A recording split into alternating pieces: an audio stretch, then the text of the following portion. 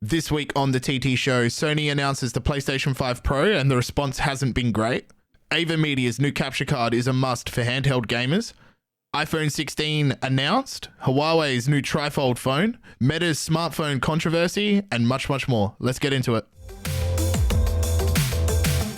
Welcome back to the TT show. My name is Jak Connor. I'm a hardware editor over at Tweaktown, and today I'm joined by my co-host, Kosta Andriadis, gaming hardware editor at Tweaktown. PlayStation 5 Pro. It has been announced, and people aren't happy that it costs $700, $700 US. Do you know how much Australian it costs? Did you say the Australian price? Yep. Yeah, 1,200 Australian. 1,200 Australian which dollary is insane. dues. So if people are wondering, what does that equal? So we'll go to XE and I'll go to AUD to USD, $1,200 convert. That's $800 US. So if it's $699, that'll be like $799. If it was, imagine that in the US. Yeah. So if you're listening in the US and you're upset about the $699 pricing, yeah, we have to pay $799. Yeah. If we were going to get one. Before we give our impressions on the announcement, we should just run over the hardware, how that related to the rumors. I think. I think it was so spot on that it made it so unexciting because because pretty much they just ran through everything that was already announced. Well, and they just did it briefly, right? Like they didn't do any deep dives or anything. It was exactly what people were leaking up to this point. Yep. We got all of those, that massive leak. I can't remember what month it was, but it revealed the GPU performance improvement compared to the PS5. What else did we get? We got the CPU architecture. All of it was the it was exactly the same. Like 45. I think it was like 45 or 47% more performance.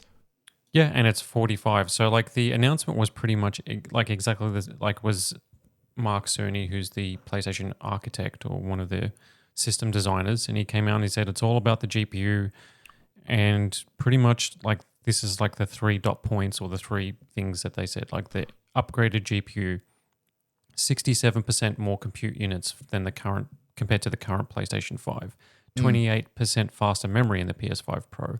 Overall, this enables up to 45% faster rendering for gameplay. So that's pretty much 45% performance boost. The second thing, advanced ray tracing.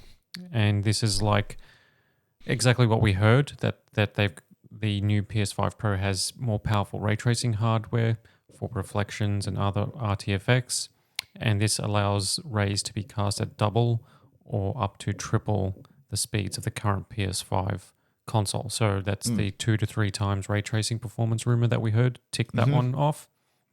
And the final one is ticked off too, which is AI-driven upscaling. Well, that and the design leak. Oh yeah, and the look of the console. Yeah, it was pretty much like it was almost like nothing. Like it was almost like nothing was new, other than it was just all official. And the price. No. What was new is that it doesn't come with a vertical stand. Yeah, that's extra and no disk drive. So yes. Yeah, so the final thing is it has Sony's version of DLSS, and by that it's just AI-driven upscaling, and it's called PSSR, PlayStation Spectral Super Resolution, which was previously leaked.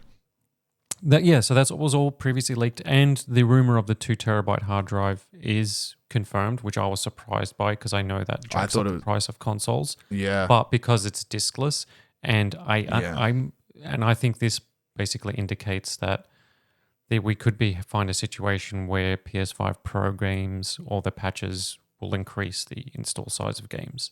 And because it's digital only, they kind of have to go 2 terabytes because 1 terabyte is just not going to be enough if you install a 100 gig game.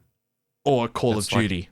Yeah, that's right. Like you got like 10, like you can only have like 6 or 7 games installed. That's just not going to cut it. Yeah, that's not going to cut it.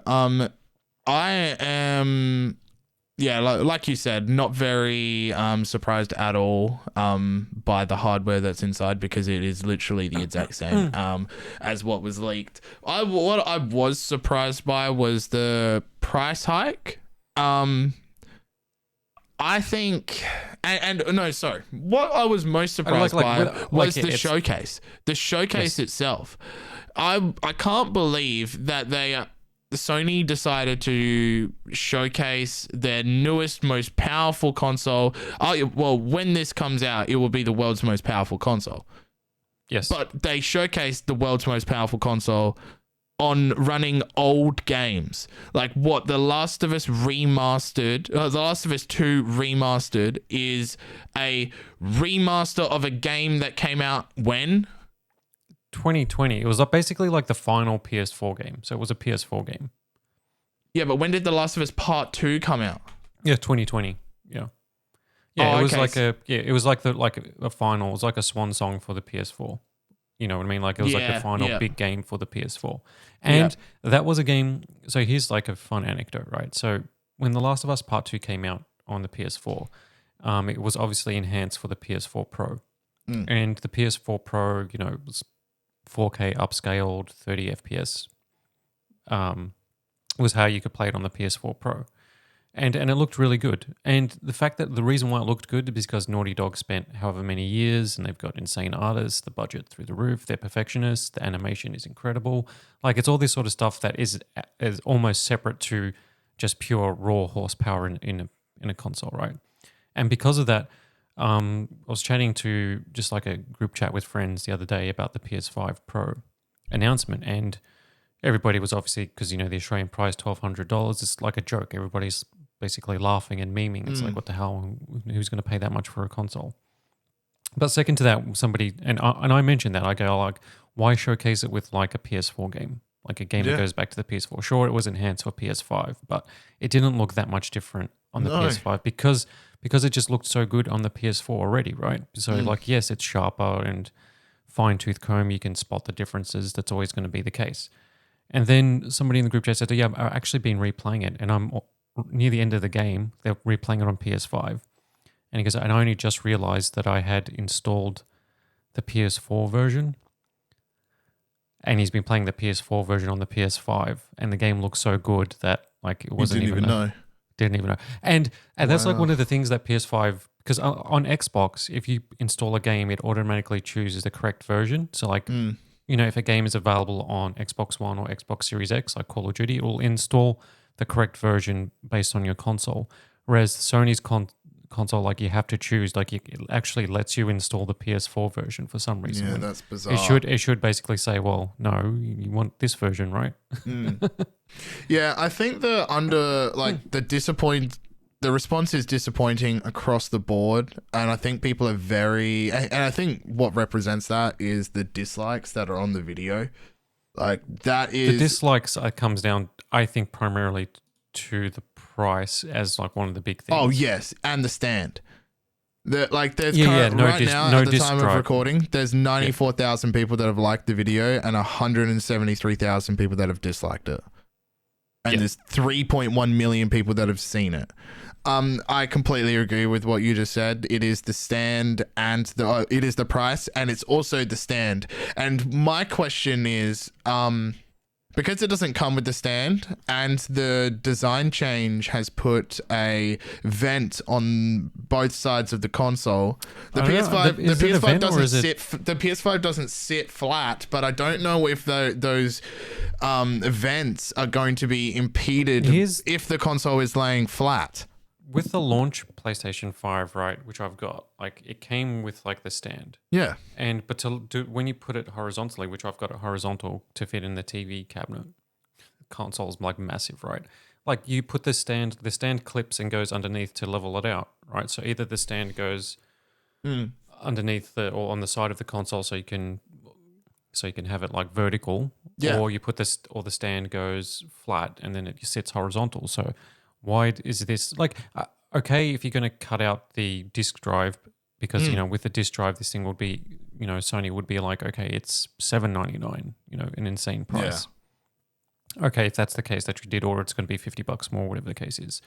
But when you get to $600, $700 US, $800 US, something like a vertical stand should be standard. That can't be an optional accessory. It's the Pro console. Yeah. Why is the Pro console? And I really hope, and I doubt I doubt there is going to be, but maybe I'm just like looking through it through like rose-colored glasses. But if you buy the PS5 Pro and don't get the stand, and you have to put the console horizontal, and those vents are impeded, blocked, and it increases temperatures, and then it affects performance, like even within 5%, that sucks. Especially if you're buying the Pro console. That's kind of what I would expect out of the standard one. Like if I'm gonna get the Pro version of something, I should get everything. Yeah, like the standard one is like, vertical stand extra. It's not like, yes, not included. Yeah, like no disk drive, no this, no that, and it's like you want all these stuff extras. That's how you keep the cost down. Yeah. And I don't know if the stand from the standard PS5 is going to work with the PS5 Pro, because my friend who has a PS5, of course not. It won't. It won't. Like guaranteed. Like why? Like that's on purpose. Man. Like they like there'll be slight changes. They said like that it's pretty much the same size as the launch console, but it's different. It's kind of more like the Slim in terms of not as fat. That's what I was going to say. And the Slim, and I know the stand with the standard PS5 and the stand with the Slim are different. Yes, because they're different sizes, and this will be different dimensions too. Like I don't think it's going to be the exact dimensions. Like they just said like it's like a similar size, whatever. So really, how much do you think the stand will be US? Probably $50. Fair, so great. Or $40. Now it's the $749 console. Yeah. And if you want the disk drive, it's an extra, like, what is it? Like, I think it's like $80 or $90 US or something like that. I reckon everyone would feel a lot better about Sony's announcement of the PS5 Pro if they showcased a next-gen game. They should have came out the gate with a surprise title, like a unannounced, unleaked, unteased title, new Spider-Man. Here it is, Insomniac Games, or a brand new God of War, and this is the ray tracing. This is what you're gonna get with the PS5 Pro. Not this, here's a 4-year-old game, and we've made the background slightly better. Yeah, that's what they did, right? Like, and they, and it was like Ratchet and Clank, and Spider-Man. Yeah. Now, like, and they show those screenshots and it's like, oh, that's slightly better. But like, to play devil's advocate, right? So if we're looking at like side by side of DLSS, NVIDIA's upscaling, it's bit like its quality mode versus AMD's FSR2 or FSR3 quality mode. And you do that side by side and it's like, oh yeah, that's slightly better, like, because it's sharper on the DLSS side, not necessarily sharper, but it's like it's a cleaner image, or the or text in the background, you can make out objects better, or whatever the case is. Now in motion, like you side by side is like after you play for like an hour or whatever, you'd be like, okay, yes, that's better. Yeah. And there's also things like ghosting and stuff like that, but this is like subtleties. You don't sell. Like NVIDIA wouldn't sell, like say, buy a GeForce card because of this slightly better. It's about like, look how good, when they sell now all they do is like, Black Myth Wukong. It's like, here's what it looks like on a 4090 with frame gen, blah, blah, blah. Look at this ray tracing. It looks incredible. Great. All right. Amazing. And with the PS5 Pro, they've already announced like third-party games. Assassin's Creed Shadows is going to have an enhanced mode. We don't know what other ones, like, is Dragon Age. Like, surely they could have lined up third parties to say, like, at the very least to say, like, here's Assassin's Creed Shadows running on the PS5 Pro in 4K 60, and you look at it and it's like smooth, right? And they just show, and they purposely show smooth bits, like, smooth fluid action, and you're like, okay, yeah, that does look better. And then you go like, here's that same sequence running on the current PS5 in fidelity mode at 4K 30. And then you go, oh, wow, that's night and day. Yes, that's the comparison we needed. Because the only thing that gamers have latched onto with the current generation of consoles, because like we're at the point now where we're in smartphone territory where it's iterative updates. It's kind of like PC. It's like you got a 30 series GPU. Should you buy a 40 series GPU? Probably not. Like wait to the 50 series. Like, it's like a phone. You're like, when do I upgrade? When it's the best bang for your buck. And that's what consoles are kind of like turning into now. And when you've got that sort of thing, it's like you can't, like, the big things with the current generation was like the SSD, games loading instantly. Yeah. It's like, wow, like the PS5. It's like people love that aspect. And they love the performance mode, which I think there 60 was a study. FPS. Yeah, it's like most gamers, it's like 3 out of 4 are playing performance mode if it's an option. Which is really, I thought about our conversation last week where we were discussing performance versus quality mode, and we were just guessing at how many gamers are using, like what the That's percentage of gamers. And then when he said that, and I'm like, yeah, that is kind of what we were saying, because I think I said that I bet more people are using quality mode than what you think. And because I originally thought that around 90% of gamers would be using performance mode because they would be wanting that 60 FPS. Yeah. But he said about a third. I'm like, well, that is more than what I thought. So, but most... Yeah, that's right. Like, it's like, 75% are using the performance mode. Yeah. And if that's the case, that like the two things, like sure, games look better, right? So if you're going to showcase things, you got to show the performance mode, but with the higher fidelity. Like that's kind of like what they did with like Last of Us, but you couldn't tell in the videos because they were comparing the performance mode on the previous console versus that. You got to just compare like the quality mode on the previous one that's choppy, and they did some of those examples, but they were old games and YouTube compression. Like you can't tell. Like they needed to showcase that better. Definitely. But then they also needed to show, like you said, the ray tracing. Like you have to show something to say, like, or even like, Insomniac, like here's a scene from the upcoming Wolverine game.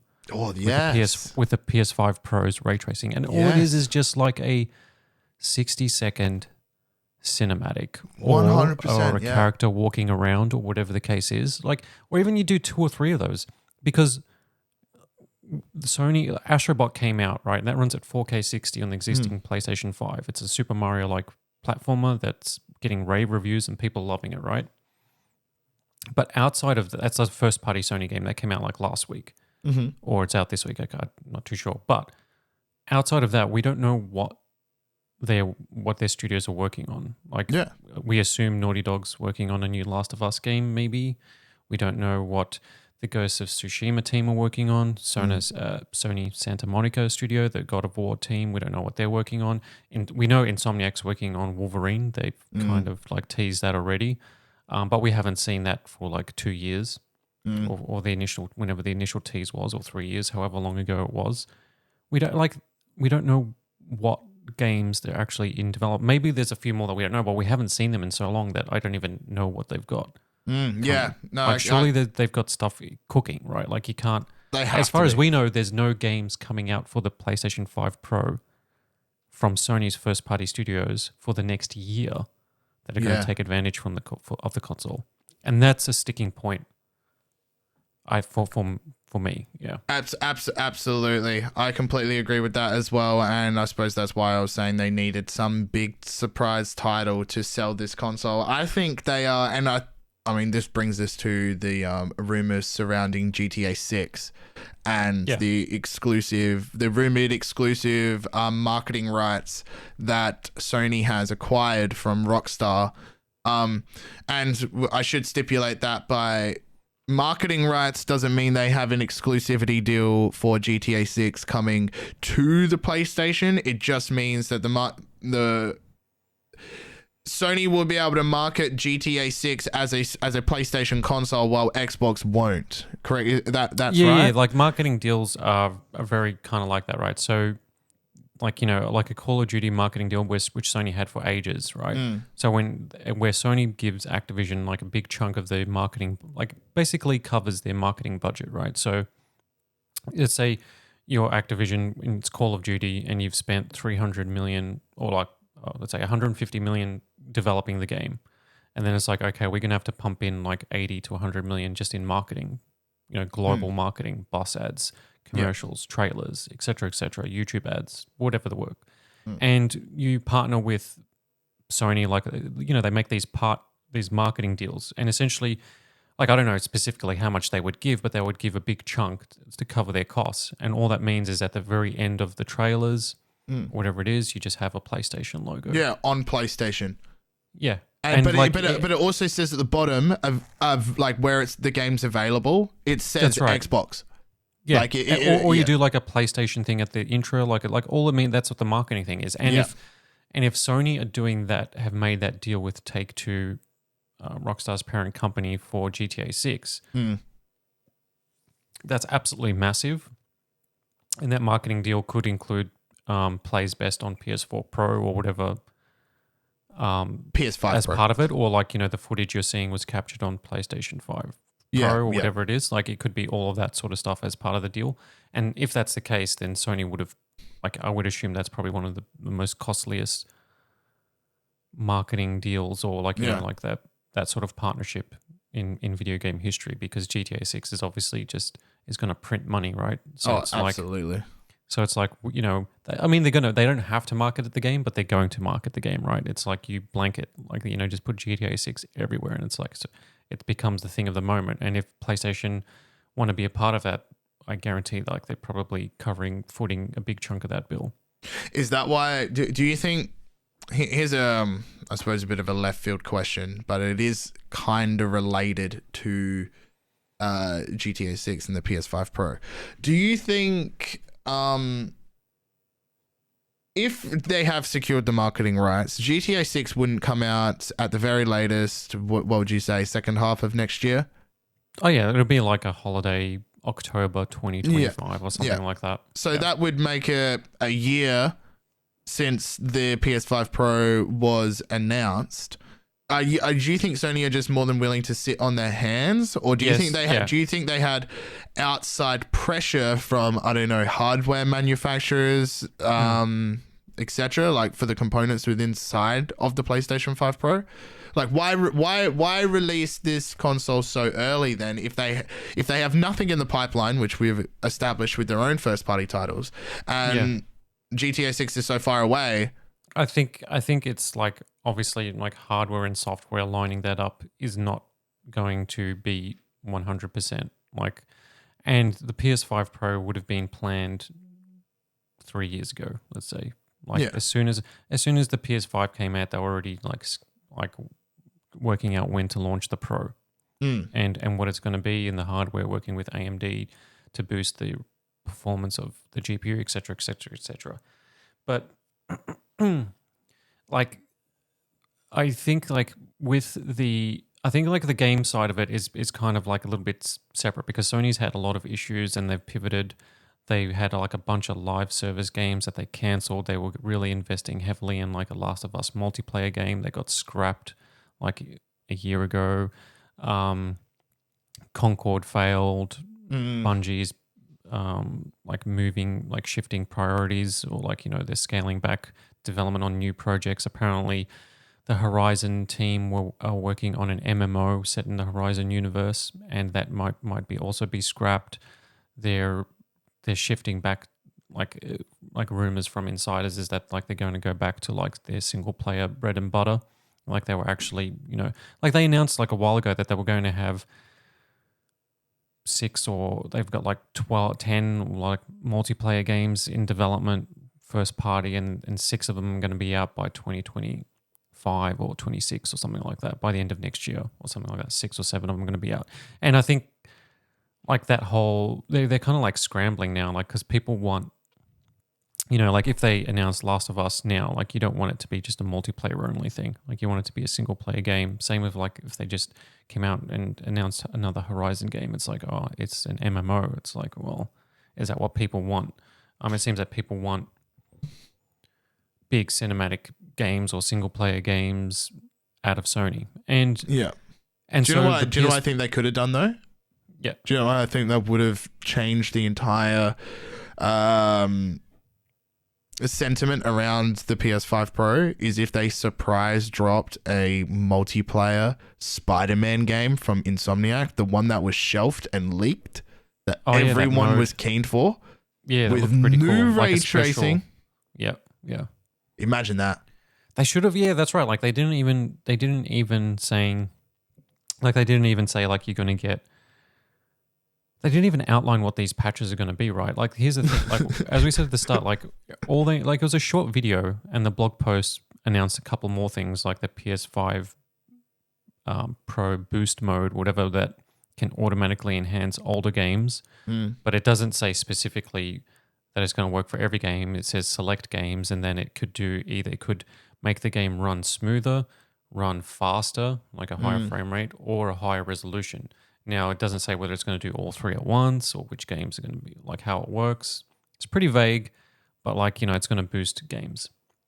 But then they didn't even announce or even outline, like you said, like not even just like a multiplayer mode, just saying like when the PS5 Pro launches, there's going to be a patch for Spider-Man 2, and it's going to add all these new visual features to the game, plus like a multiplayer mode or a new 3 new missions or something like that take advantage, like 3 missions that take place in like a fucking room full of mirrors or whatever, just so you can see the ray tracing. You know what I mean? Like set them in locations, like like where it actually showcases all the technical effects or whatever the case is. Like they should have done. They really should have had something in their back pocket. I think people could have swallowed the price hike and the vertical stand thing. I think the vertical stand thing is just super weird. The price hike you can argue over, and that is what I'm. I'm about to do the counter argument for the PS5 Pro, and that is you cannot go out and buy off the shelf items right now for $699 a 4K 120 PC. There is no way that you would be able to achieve 60 FPS with that budget. And do you agree with that? Yeah, because of once you factor in all the components, it's like, sure, you can get a 4070 Super for that price. But you're not going to have a motherboard, you're not going to have a CPU, you're not going to have a case, you're not going to have an SSD, you're not going to have a power supply. Yeah, well, you need to be able to play the game. A cooler for your CPU, or it's like there's keyboard, mouse, monitor. It's all. So if you didn't have any previous like an old computer or whatever laying around, and you just had a small budget and you want 4K 60 with ray tracing, the PS5 Pro is your best option. Yeah. And I think part of like the PS5 Pro announcement is also that this is a niche product, right? Like sales for the PS4 Pro were decent, but it's like this is like the 3080 or the 4080 of the console for console gamers, right? This is these super enthusiasts that just want the very best, just to have the very best. And they could just have announced it and just given you like just with a blog post with just dot points of like specs. And then there would be people that would go out and buy it, right? Because they want the best console. Yeah, that's so like, yeah. And part of it is that like I don't think they're putting all their eggs in this PS5 Pro basket. I think the price indicates that they want to make a profit from it, or they don't want to lose money out of it. And I think that it's just like just to get it out there now, and like the whole like this would have been planned years ago. And to be honest, like perhaps they tried to time it with the launch of GTA 6 3 years ago or 4 years ago based on when they assumed it would be out. And they'd be like, well, we aim for that. Wouldn't it be great if we have... And maybe it was like, okay, yeah, we're going to have the Wolverine game, we're going to have the Last of Us multiplayer, and we'll have GTA 6 by the time this comes out. So then that'll be cool. That's timed up. But then, like I think that it just... The software side just didn't line up. So it's just get it out there anyway because we're producing these units. Like why wait a year or wait till GTA 6? It's True. Like by the time that comes around, people will be like, oh, I'm going to buy a PS5 Pro. So like, they'll probably sell more next year, next holiday season than they do this holiday season because there'll be more games because of GTA 6. Yeah, it really does come down to if they have the marketing rights, they've secured a automatic home run for this, because if GTA 6 is marketed and it looks stunning, and it is like only these graphics only on PS5 Pro. This console is going to sell like hotcakes. Like it's going to be dashed out the door. People will not care about the price hike if this marketing deal is true. Now, because GTA 6 is not coming to PC. So it's like, at least for a year. Like I'll go get the PS5 Pro to play GTA 6 for 1,200 Australian. It's gonna hurt. It's gonna hurt. I also kind of want to do some testing on it. So, if I do pick one up, or I want to do some like I don't know how I would do it, but like some performance testing on the heat, because I'm very curious about this design that they've gone with. Question: how does Xbox respond to this? What do you think we have in store for the next Xbox console? And do you think it will match performance for the price? Do you think with the next Xbox console is going to be more expensive? Yes, I think for sure. Now, that side of it has kind of already been established, right? Tech just costs more now. Yeah. Things aren't dropping in price. More advanced nodes are costing, the cost to produce this stuff just, like hasn't gone down. And also as well, there's only like one company that can create all the highest quality or the highest tech nodes and chips. Or there's TSMC. There's also like Samsung does some stuff as well. Global Foundries. But it's all just pretty much TSMC. Like they're all using the cutting edge nodes. There's the AI boom that is taking up all capacity. There's Apple that's saying we want first run on everything. And it's like, well, AMD wants to put an order in for their chips to produce them for Sony, for the PS5, and it's going to cost 50% more now because of all these factors. There's inflation, there's economic things and this has been going on for like 4 years, right? This is not like new. So the fact that the PS5 Pro is expensive isn't surprising, but it's always like a reality check when you see it, right? It's like, okay, yeah, so $699. Like actually seeing that price, it's like, okay, that's pretty hefty. And I think with Xbox, like this sets a precedent for Xbox to say that we can come in at the same price. If we can come in at the same price, then we're going to be a better value proposition, because like the PS5 hasn't dropped in price. If it was going to drop in price, now would be the time, 4 years after its launch. Absolutely. And it hasn't. It's actually gone up. It's more expensive now in Australia than it was on day one. It's 30% more expensive in Japan than it was on day one. It's more expensive in Europe than it was on day one. The only place where they haven't raised the price is in the US, because of what happened here with the PS5 Pro. They know that public perception in the US would have driven global sentiment.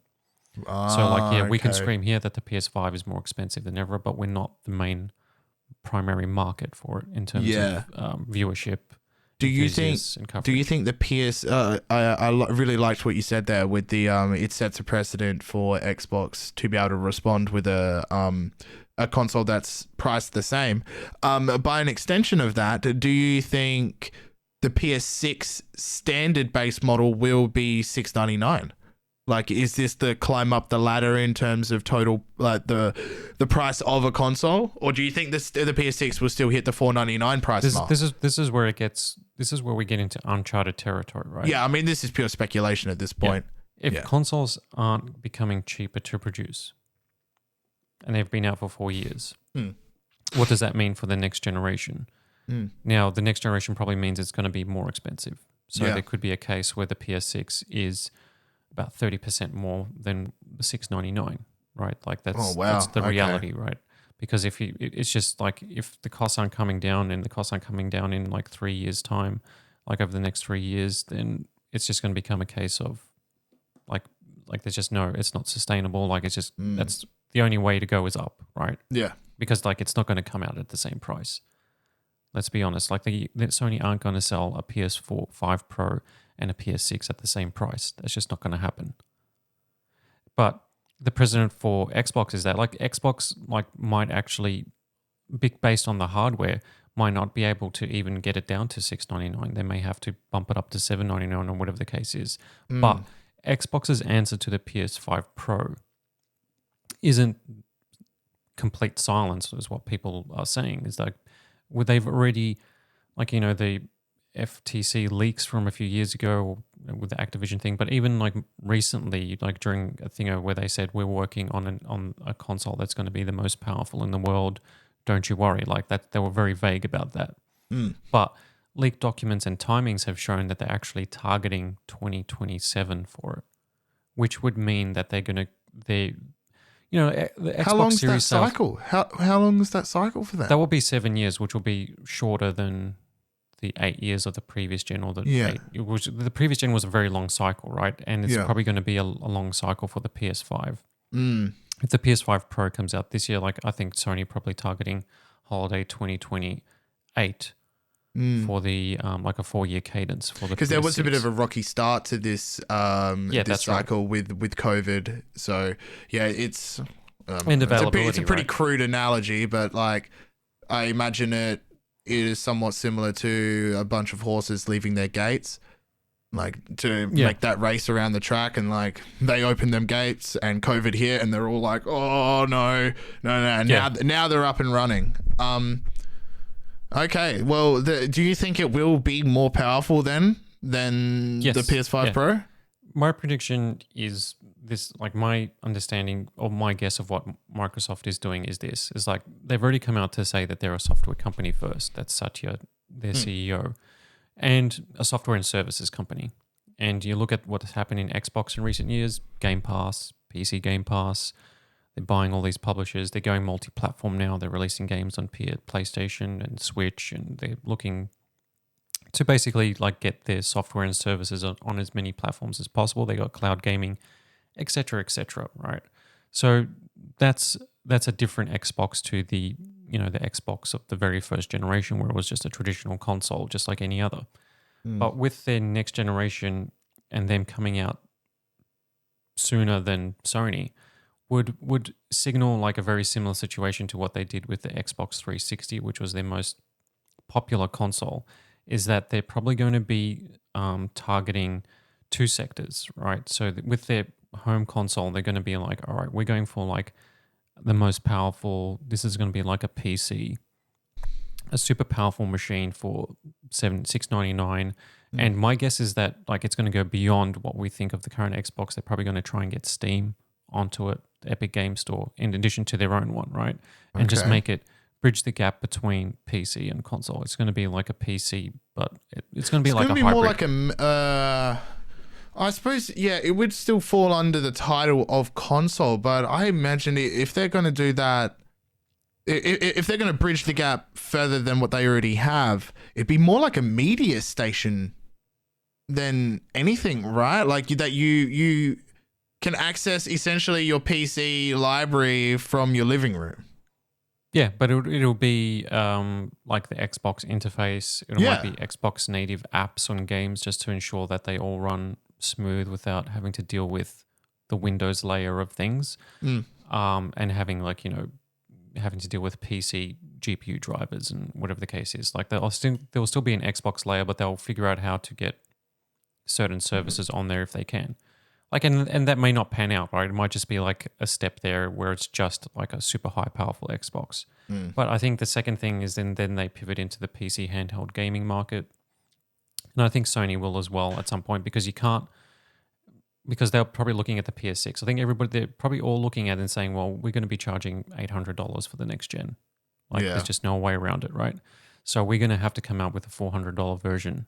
And Xbox will probably not do the Series S again, even though that's been selling a lot. I think as good as the X. It's actually been a pretty successful test for them.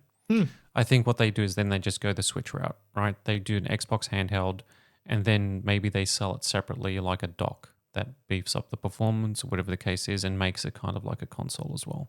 Like a mini Like they do like a Switch, Sorry, something that can dock into a TV as well, so it's not just a pure handheld. Imagine if you could dock it into the console. Like if you had an Xbox and then you bought an Xbox portable, maybe then you could plug it directly into. I'm just thinking of it Switch-like plugging it directly into your Xbox console. I think this is where it's going, right? Like this is a complete tangent, but I was thinking the other day, like you got the Steam Deck, you've got like all these PC gaming handhelds, like everybody's announcing them. like what's the next step from this, right? Would be like the ROG Ally 2 would have like, it'll just be the handheld.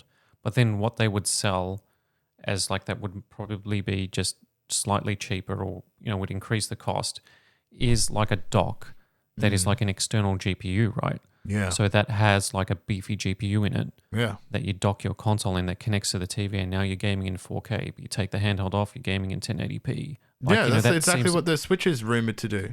Yeah. Like, but you do it for like the gaming handhelds, right? And like maybe that's what Xbox is looking at doing. Maybe that's what's or Sony. Like I like that. This is all I think inevitable because like the next Xbox 2027. Which isn't that far away, right? The PS4 Pro is going to be super powerful for a couple of years, and then this next Xbox will blow it out of the water because the thing with the PS5 Pro, they haven't changed the CPU, and the CPU is like just 8 Zen 2 cores. We're now up to Zen 5. The next gen Xbox will probably Zen 6. So you're going to be like, and that's probably going to be the bottleneck for the PS5 Pro because they haven't come... They said that, we're targeting 60 FPS, and this is like fidelity mode with all our games. We're going to do 60 FPS patches for them where you're playing in 4K without upscaling, but it's not like something they can guarantee for every game. Yeah. Like, there's still going to be 30 FPS fidelity mode games on PS5 Pro.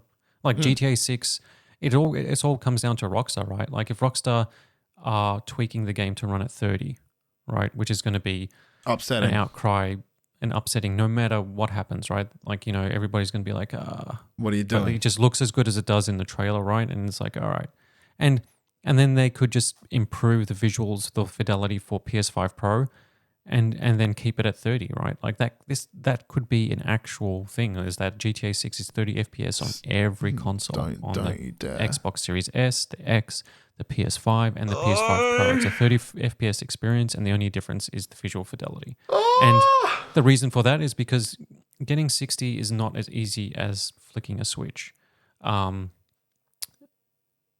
We really don't even know exactly how PlayStation's DLSS thing works. Yeah, is it going to be if it's upscaling from 1080 to 4K and it maintains visual fidelity like DLSS performance mode, then great. Maybe they, a lot of developers will be able to, like more games will be able to hit that 60 with that sort of upscaling. But to render these sort of games, like it's still the same CPU, and like Digital Foundry has already said that the CPU is probably going to be the bottleneck for a lot of games being able to maintain a solid 60 FPS. Yeah, it does make sense. I really hope what you just said about GTA being like releasing with 30 FPS across everything is untrue. Given that Rockstar's had unlimited resources and unlimited time to be able to hit 60 FPS. I expect this. Yeah, but I expect this. Your game makes 200 million, like GTA 5 Online was like 200 million in like a quarter. What are we doing? Yeah. I don't care. Oh, the game looks pretty. Don't care. You're the most anticipated game of all time. Take-Two Interactive said that it doesn't matter when we release GTA 6 because anticipation has reached fever pitch levels. That was the quote. Fever pitch levels. It doesn't matter. What would be the biggest form of marketing for them right now is almost like, I think, just releasing the game with no marketing. Like if they just uploaded it somewhere. Because everyone is waiting for that massive announcement. Be like, oh, GTA 6 is coming at this time. Imagine if you just hopped on Steam and it was just there. And then the marketing for the game was the native talk on the internet being like, wait, GTA 6 is out? That would be the most surprising thing that they could do at this point. People will be upset because there's probably, I would say, 6-digit to 7-digit number of people that are waiting on the launch date so they can put in for annual leave. Yeah, probably. To put it like, a week. All that talk. Oh, I can't believe that they didn't give me a launch date so I could take work off. Yeah, more comments, more engagement. Whoa. Yeah. That would be like, like negativity will always 100%. Rise to the top. That's the most surprising thing that they could do right now is just publish it. Because I don't think there is anything that they can show that is going to be like, it's going to reach expectations and go above. I don't think it is like Take-Two said, it's at fever pitch levels right now. And you can't meet these expectations, right? Like it's not going to be a Cyberpunk level of Flop. launch issues. Yeah. You know, I mean that sold incredibly well. Like it wasn't a flop by any means. It was like I this mean, game is like at buggy as- launch it flopped, and then it like gained legs maybe like a couple years after, and then Phantom Liberty came out and it was at full sprint. Yeah, and now it's still like Yeah. popular. Like it's a big. It's like one of like it's like it sits with The Witcher and Skyrim now. Like it has we're all expecting, but it took 3 or 4 years to get there. Yeah. But like it's not going to be that level of broken, is what I mean. Like it's not going to be buggy and terrible and like be like missing elements and all this stuff we thought that was going to be there is not there or whatever the case is. But even with the fact that it's going to launch in a polished state and it's going to look stunning, like we saw in the trailers, there's just no way it can meet expectations because so many people are expecting so many things and so many different things from it. Like, Yeah, definitely. there's just no way it can, right? Yeah. Like it's always going to. But even then, like it's like the assumption is that it's going to be brilliant regardless. Yeah, exactly. whether it meets expectations or not, it's going to be like good. Yes, I think it will be very good. I really hope there is a 60 FPS mode, because if I buy this PS5 Pro, I want to be able to take advantage of 60 FPS at 4K. Even if I It makes such a difference. Yeah, Huh? it makes such a difference. Like that's like the thing is like the 30 to 60 difference is night and day. That's why you don't want to give. That's why like having the option is like bad, right? It's like if all you can do is play a game at 30, you get used to it, right? Like and you do get used to it, right? Like you play for a few hours, you adjust, your eyes adjust, your responses adjust, like how you perceive the frame. It's like, you know, movies don't run at 60 FPS. Like you get used to it, and your eyes adjust. But like having the option is bad because it takes a while to adjust to 30 FPS. Yeah. But as soon as you see 60, it's like an instant, ooh, that's smooth, that's great. I want that. You're thinking, why am I playing in 30? Just to finish off the GTA 6 stuff, I should just mention that story. I did a quick story on how awesome nerds can be, and this is a representation of the anticipation for this game reaching fever pitch, is that the community of GTA has compiled what looks like a pitch deck. It's a PDF file that has aggregated all of the information that is known about GTA 6. And the GTA document. Yeah, when I'm saying everything, I'm talking everything up until when this was posted. But we are... Like, this has data on characters that has just been mentioned briefly. Like, maybe someone said Kai, and in this document, they have the list of characters. So we know Dre, we know Lucia, which is the protagonist, Jason, that's the protagonist, and we got information on him, information on Dre, information on Sam. But with Kai, there is a... question mark in his display picture. Just mentioned characters, stuff about the protagonists, items and tools that have been seen. All the stuff from the leak as well, that leaked build that people got access to, or with the footage. So if you really do want to stay on the forefront of GTA 6 information, this is a fantastic place to start and keep up to date. Look, it's not for the faint-hearted. This thing is 64 pages long. This reminds me of like game manuals or like PDF game manuals.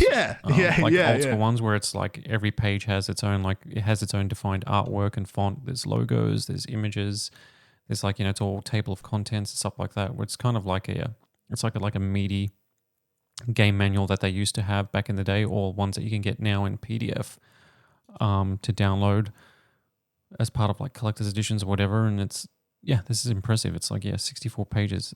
Like here's an example of how crazy this gets. So if you go to the audio section, and that is page 24. Under audios, it says radio soundtrack. In some of the leaked videos, some songs can be heard. However, they are just placeholders from GTA 5 and online, with the exception of Smoke on the Water by Deep Purple.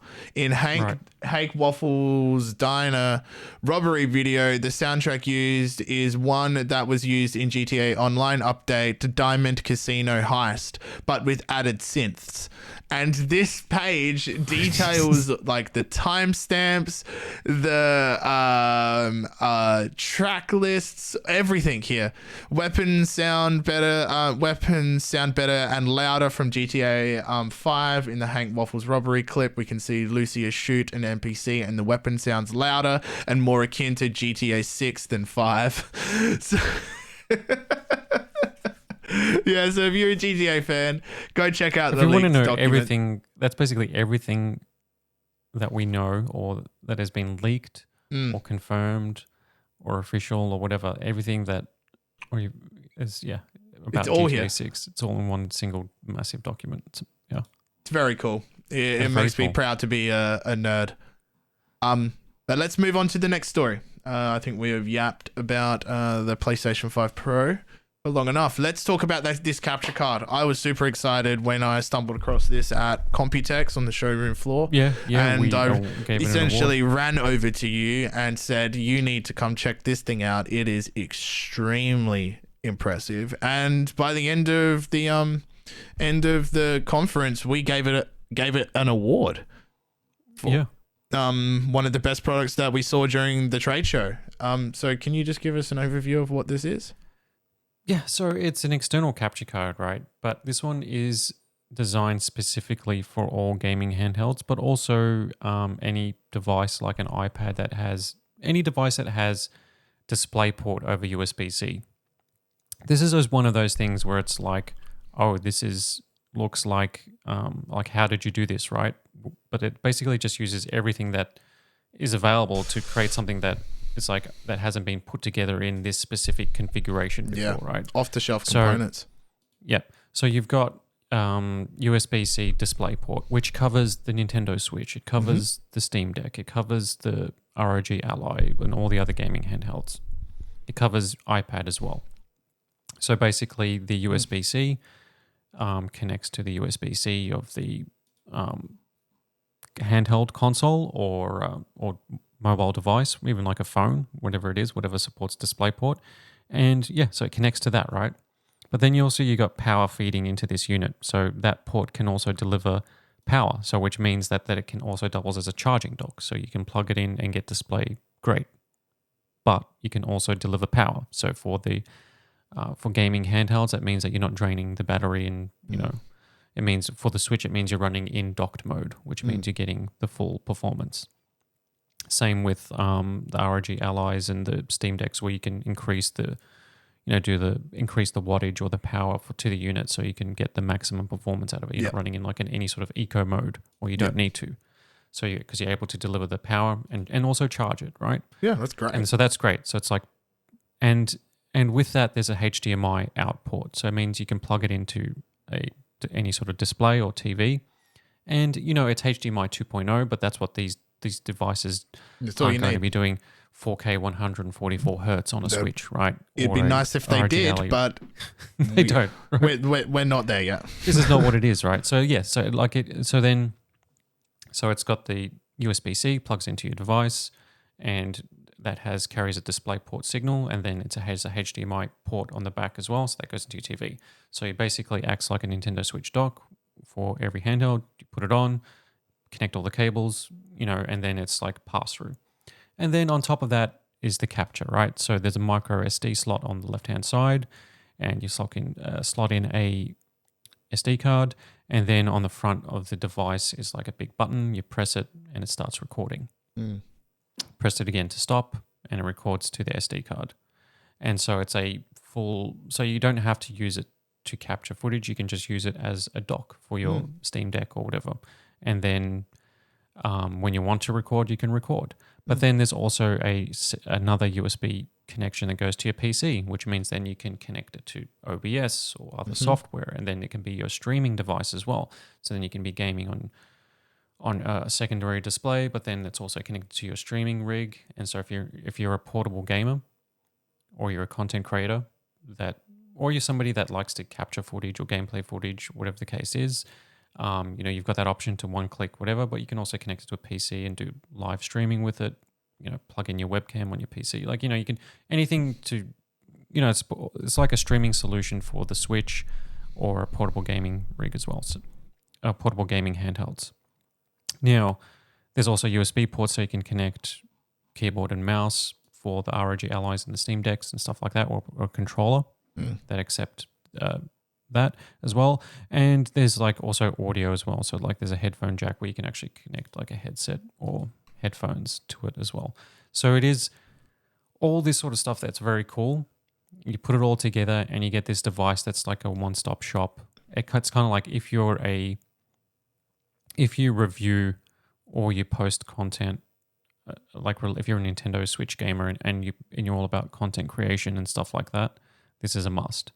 If you're a portable PC gamer and you play around with Steam Decks and ROG Allies and you create content around those, or you want to capture footage, this is a must. Like this is like the solution for it.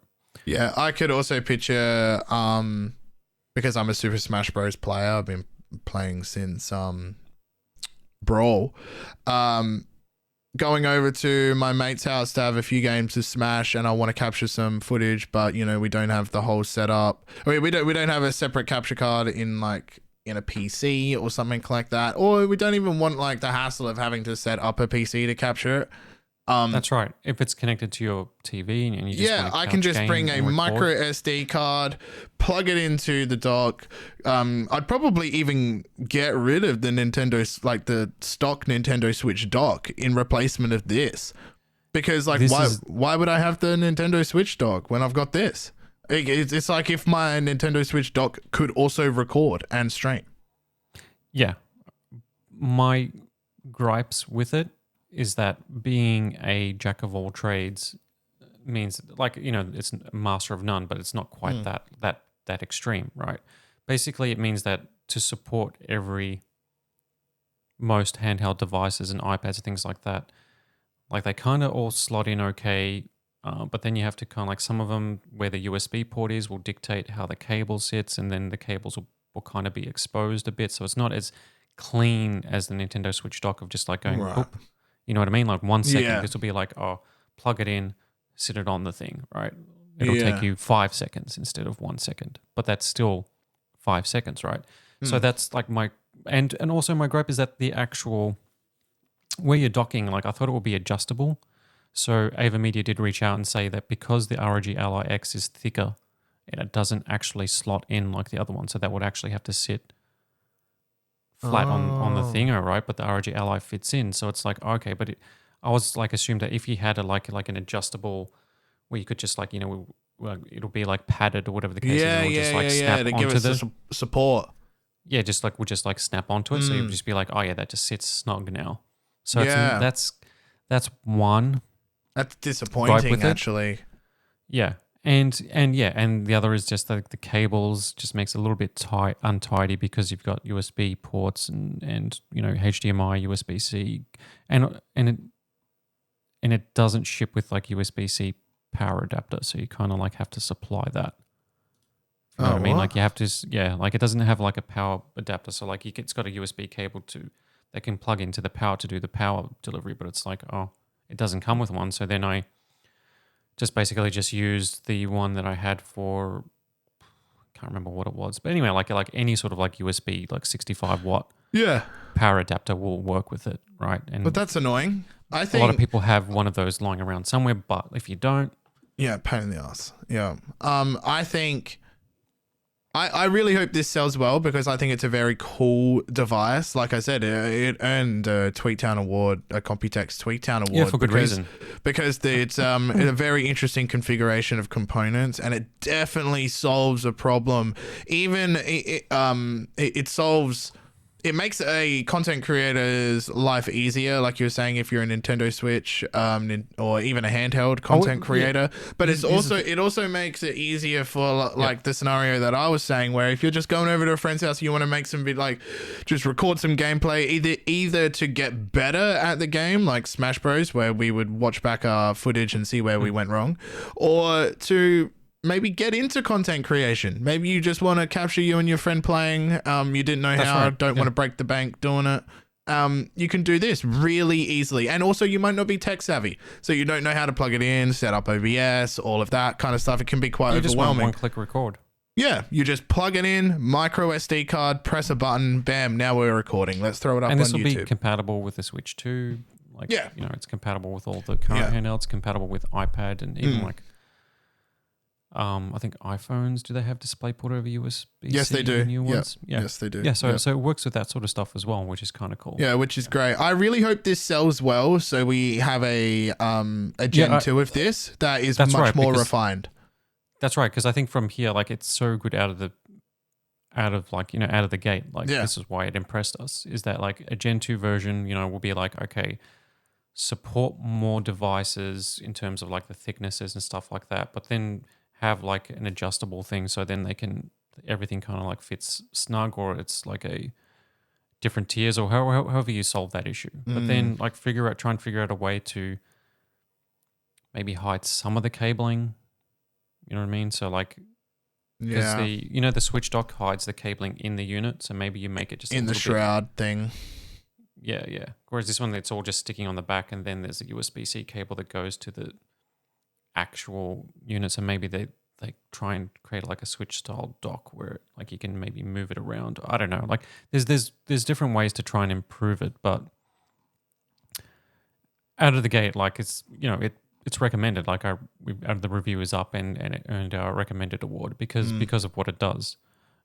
Because it does, like, it's a dock, it's a charger, and with video pass through and one-click record direct to SD card. Yep. That just those things right there is up to 4K 30, or which is like you're not going to be running 4K 30 on the Switch or the Steam Deck or the ROG Ally. You can get 1440p 60 with it, which I kind of like tested with a mini PC, and you can get 1080p 60 quite easily. I put some video of Super Mario Odyssey, which is a game that runs at 60 FPS at a variable resolution, but it records at full 1080p, and the video quality is pretty cool. I mean, obviously there's YouTube compression that happens on top of it, and it's the aging Nintendo Switch, but like it's flawless. Like it captures the audio and it captures the gameplay without any artifacts and stuff. It was just like one button to record. Yeah, that's great. If you're listening on the audio right now, head over to the YouTube because that footage is playing on screen, or it would have had already while you were talking about it. Yeah, and the final thing is that with the PC side, you can obviously, once you connect it to your PC, you can just record with OBS, or you can record with AverMedia software, so you don't need the SD card. So like if you connect this little unit to your PC, right, and be like, I want to capture some gameplay on my Switch, you can do that without having to record to SD. Yeah, that's you could awesome. Record, like if it's like, I'm actually going to record a full playthrough of whatever game it's going to be, and that's going to take up a lot of space because high quality game capture takes up a lot of space regardless. Demanding, yeah. So you can just hook it up to your PC, which will, if you've got like terabytes of storage or whatever the case is, you can just record straight to your PC as well. Yeah, that is fantastic. I'm very happy about that. I'm excited to see if there is a Gen 2. I hope there is. I hope it is a popular device because specs wise, it's great. Speaking of specs, we have new specifications for the new Apple iPhone 16 lineup. Again, rumors were true here that Apple was preparing to do something. And it only... But they do something every year, right? Huh? They do something every year. Yeah, they do something every year, and it was like right on the money that it was going to be this week, or like within the first 2 weeks of... You know what I like about it? I think that's just funny. Actually, what's funny about it is that they've gone back to buttons and they just made like this big deal about like tactile, you know, like how good it is to have a button. It's like, yeah, that's what people, that's like kind of like why, you know, if you like grew up with like, you know, consoles and like devices with like buttons and stuff like that, it's like trying to play a game with like touch controls. Oh, it's like, a you know, nightmare. the kids of today, that's what they know. It's kind of like scary, right? Like it's like they play with iPads and stuff like it with touch, and you're like, "Whoa, man, no tactile feedback. Yeah. How do you do it?" You know what I mean? But like, it's like, and then they add like, "Oh, here's a button where you can take a picture." I'm like, every phone should have one. Like, why would you ever get rid of like a tactile button to? Because we got used to like going like this to take a picture. Like idiots. It's kind of like I've seen videos of parents asking their 10-year-old and below kid make the hand symbol for being on the phone, and instead of going like this is what we would do, they go like that. They go like that. And also, if you want to take a photo, we would be like ka-chink like this. Oh yeah, because we have like, we remember old cameras. They turn and go like this. That's jarring, bro. That makes me feel sick. Yeah, I saw like what. Do you remember what John said at NVIDIA? Do you remember what he was saying with like he had the booth set up at Gamescom, and with the I think he had the side by side, and the amount of kids that came up, I think it was like 60% of them reached out to touch the screen. They thought it was a touchscreen game. Yeah, this is PC. We're talking here. Yeah, there was mouse and keyboard in front of them. I heard a similar story where somebody was saying the same thing, where it was like, but also like they had a keyboard and mouse, and they brought out a controller, but then kids wouldn't go for the controller anymore. That's what I heard, which is scary, right? Because it's like tactile control is like as funny as it is for Apple to make a big deal out of like, okay, now you can like go like this, which is more natural, right? To take a picture, right? Traditional camera, having a tactile button where you press it, you can feel it on your finger, an actual button, and adding other buttons or whatever they're going to do over time, or I haven't gone through to see what other buttons they've added on the iPhone 16, but like hopefully that just signals that companies are going back to that, because tactile control is like so underrated. Yeah, and there is a lot more tech that they can do with the button. I'm pretty sure this button is only on the Pro models. And the tech that they can put into a button now is quite good, because you can go like half presses, you can do like kind of mini swipes. I think this button I'm pretty sure let's just say it's on all of them, but we should check that at some point. The button itself should be viewed more as a trackpad rather than a button, because of the amount of functionality that can come with it, which is quite interesting. So let's dive in here to what Apple have unveiled this year, which is hardly any surprise. It is another small incremental update.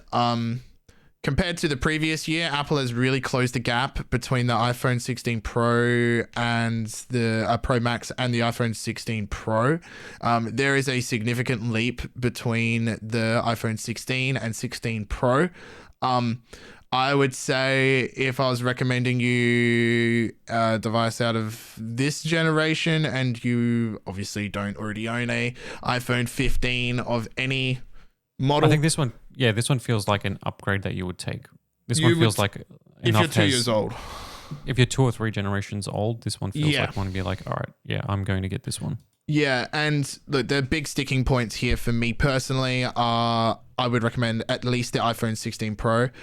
You get 4K 120 FPS, which you don't get on the iPhone 16.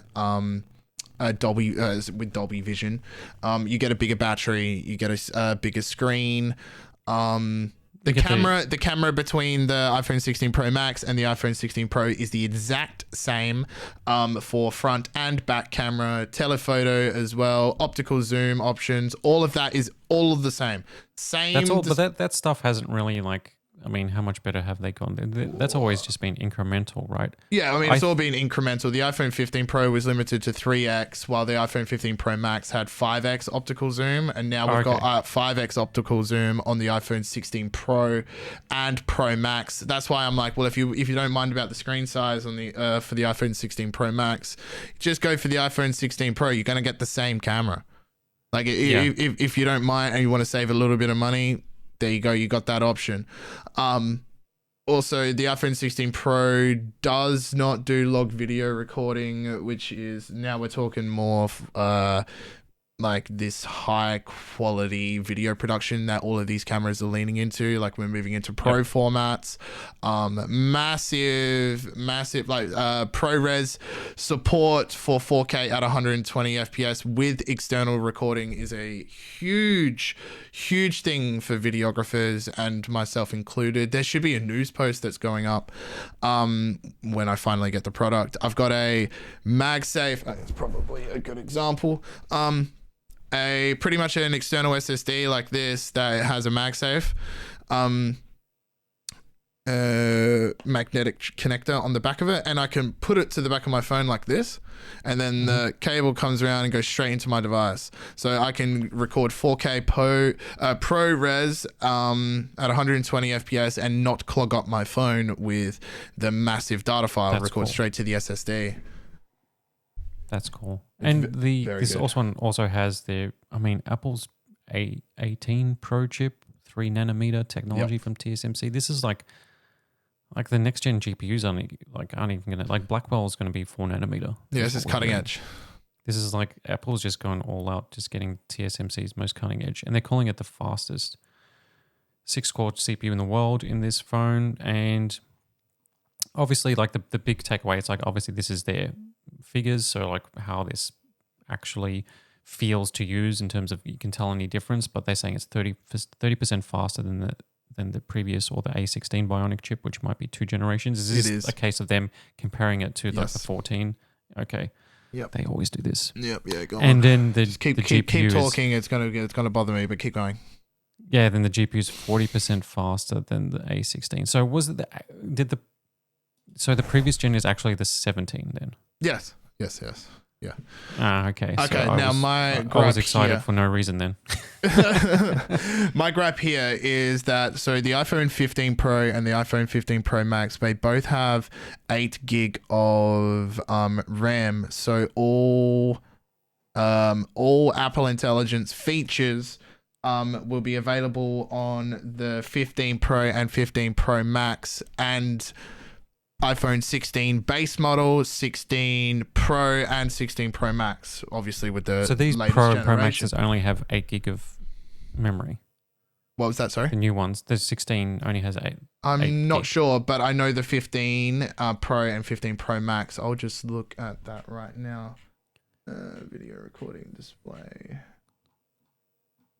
Good question. But I'm pretty sure, it's only 8 gig because I think Apple Intelligence, when it's like the localized version, is run in the system RAM. But I'm pretty sure it only uses 2 gig. I think. Yeah, all iPhone 16 models equipped with 8 gig of RAM for Apple Intelligence. Yeah. I think it only uses a couple gig of RAM, and that's why the iPhone 15 base model can't, because it only has 6. Because they were 60. This is terrible. Because you've got the GPU, which is like no, but like that's Resident Evil 4. Funny, but you go on. I go straight to gaming, right? And like Assassin's Creed Shadows is coming natively to Apple, and you know, you've got all these other games like Resident Evil on Apple and stuff like that. But those games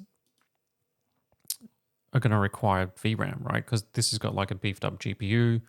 But if it doesn't have VRAM, like, you're just going to be running on lower quality settings than you need to, right? So they've got an additional 2 gig of RAM that's specifically for intelligence that's taken up. So then you've got 8 gig, but you've only got 6 gig. So it's like a 6 gig. Mm-hmm. And then you got whatever system memory. So then how much VRAM have you got? Maybe 4 max. Maybe. Yeah. So if these were like 12 gig, then that would make more sense. Because then you'd be like, all right, 2 for the Thingo, 2 for this Thingo, then you got 8 gig for VRAM, or whatever the case is. Yeah, so I it's wanted to disappointing. talk about the performance. Apple says you're going to get 30% more performance than, I don't know what they're referencing. They just said plus 30% more performance, which is really cool of them. And it really makes me it really helps me make an informed decision as a consumer to know that I'm going to get 30% more performance than possibly a kangaroo Yeah, but or this is like something this is like like the what are they PS5 Pro talking was about? the same. The PS5 Pro was the same. Your GPU is going to give you 45% more performance, but what? Yeah. What are you talking about? 45% where? How? It's just annoying. 2 to 3 times ray tracing? Where? How? Show me. Yeah, exactly. I did this story, you might have seen the headline, on Apple sneaking a Microsoft Windows recall-like feature into the iPhone 16 via Apple What? Intelligence. What takes screenshots of your phone? It's not confirmed if it's that invasive, but tell me if this sounds familiar. So, during the Glow Time presentation, Apple skimmed over a new feature that was coming to the latest version of iOS called semantic search. Apple's senior vice president of worldwide marketing, Greg Joswiak. That's really close to Wozniak. So Apple's senior vice president of worldwide marketing said, if you need to quickly find an important detail but can't remember where it was shared, Siri will use your personal semantic index to quickly locate the information you're looking for. End What is a quote. personal semantic index? It is when the AI monitors all of the data within your phone locally, creates a index of everything that it is scanned, which is including messages, files, everything, and then allows you to navigate this index by asking Siri questions. Recall is exactly the same thing. But Recall's version was kind of like a something that would benefit hackers. Be like, hey hackers, do you want to know everything this PC's ever done? You don't need to dig into any files. We'll just present them, give you uncompressed JPEGs in a database for you to. It was much more egregious, but at the essence of this, at the core, it is the same tech. I think I don't think it's bad if you can pick and choose what you want to include in it in your personal semantic index. Yeah, well, they kind of glazed over it. They kind of just went straight over they're like, oh, you can search your entire phone through Siri's AI and it will pull up data, like it will pull up whatever you're asking for. I'm like, as soon as I saw that, I'm like, well, that's what Recall was. That's exactly what Recall was. Microsoft has another one that I reported on recently as well. That's actually this, which sounds better than Recall. This is what they should have done. Like it's like a search where they're just expanding Windows search, where it's you select what directories you want it to have access to, right? But it basically scans all videos, and by that it watches the video and it automatically transcribes it. So then you can have like, you know, your Zoom recording or whatever, like an hour, be like, when did we talk about, or bring up the part where we talked about X, and then it'll be like, here's the 3 indexed, like here, play the video at this minute, this second, whatever it is, and then you can get that information, or here's the transcript. That sounds like a really cool tool. That's AI powered, but that is, you can select. So it's not like it doesn't go like scan your entire system for all videos, which is probably the default mode to make it easier for everybody to use, right? Like it's like advanced features are like for the hardcore people, but like those will exist where you can say only scan my meeting recordings or your messages, like or your messages app. my YouTube downloads directory, or that, or where I keep these videos or that videos where I want to be able to find stuff or whatever the case is. So that's not too bad. Like that doesn't sound like a bad feature. Like whereas Recall was like, no, screenshot your PC every 5 seconds. Yeah, well, Apple didn't really explain how this thing works, but they really did hammer home, and they have been since they announced Apple Intelligence, that user data will be stored locally on device and that it won't be uploaded to a cloud at all, or Apple servers, unless you are, using the ChatGPT side. Now, because these services aren't really out yet, we don't know how often the average user is going to be probing ChatGPT. If 90% of the reason that I lean to you or reach to use AI is to use ChatGPT, was like, well, then most of my data is probably not stored locally on device, at least my prompts at the very least. Yeah. So that's unknown right now. But what I think Apple has done really well is their marketing for Apple Intelligence, and I think that is where Microsoft fell flat. I wrote in my article, unlike Microsoft, which attempted to reassure its users Recall's captured information was stored on the device after its users called it out, Apple has made a big deal out of letting its users know that any information it captures will be stored on the device and not in an Apple cloud. However, to Redmond's defense, Apple seems to be rolling out essentially the same feature, but without the public scrutiny surrounding the potentially invasive nature of the feature, which Recall is undoubtedly experiencing. I think Microsoft were playing catch up because they rolled out Recall. Well, they didn't roll it out. They well, not rolled out, but they unveiled Recall, and it did say it was stored locally on device. And yes, it was indiscriminately taking screenshots of people's desktop. But that's pretty much what semantic search is going to be. They're all scrambling to figure out ways to use AI while investing all the money in the world in AI. That's what it feels like, right? It's like the Copilot Plus PCs. What features I've even heard about people talking about how great the AI features are in terms of is that automatic video transcribe or translate to any language? Is that feature working? I haven't actually seen it in action. It's all just question mark. I got the Pixel 9 Pro and it's got Gemini AI pops up saying, do you want to step through the Gemini AI features? I'm like, nah, can't be bothered. Not now. It's what's it going to do? I don't know what you're going to do. Everything it seems like it's in search of a functionality, right? But I think if AI, if Apple supercharged Siri with and the AI version is way more impressive, or this search functionality works, but storing offline, these NPUs aren't that powerful compared to what's in a 4090. Yeah, or even a 4070. Yeah, 50 tops. Well, oh yeah, versus hundreds. Yeah, hundreds or thousands. Yeah, the 4090, whatever it is.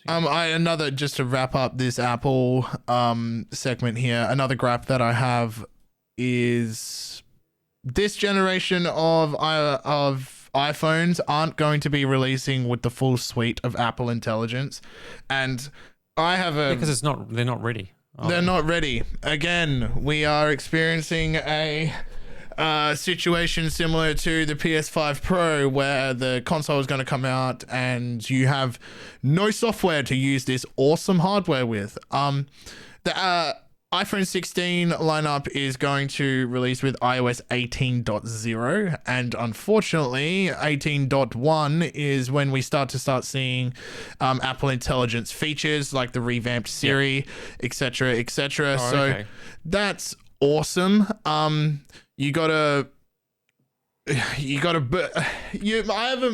I suppose it's a motto, or it's a part of being a reviewer, is you review a product as it is. You don't review it as with the promise of it getting better in the future.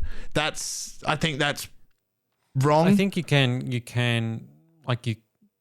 mention that, but you can't bank on it, if you know what I mean. Yes. If you know, for example, if you look at a pure video game, right, and there are some bugs in a modern video game. I'm not talking about a completely broken experience where the mechanics are just terrible, right, and they just don't work.